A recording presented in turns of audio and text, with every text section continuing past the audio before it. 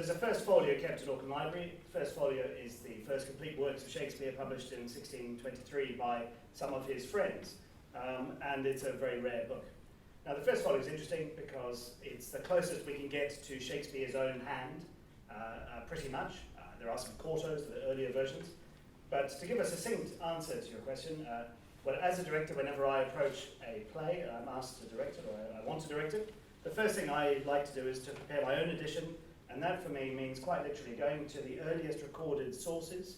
In the case of Twelfth Night, it was first published in the folio, so the folio is the only early source that is available, and I literally type up the play from scratch. So I type up everything, the whole thing I type up, and that means that I handle every word in it. And in the case of Twelfth Night, there were some quite significant changes to the text. For example, there's a part called Fabian, who was a low character associated with the court of Livia, and I merged Fabian and Feste together to create one character called Feste.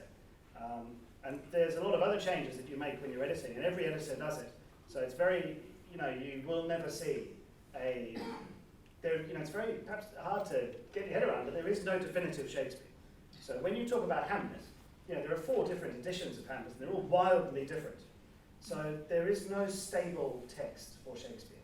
Even Twelfth Night is prepared by compositors who made their own changes to the speech prefixes and to some of the spellings.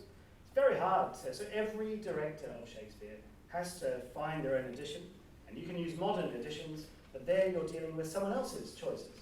And I don't see why I should trust a modern editor any more than I trust my own judgment, particularly as it's going to be me directing the play, not that editor. So stuff them, frankly. I'd rather do it myself. And I was very lucky to be able to use the first folio here at Auckland Library to do that. I hope that answers your question.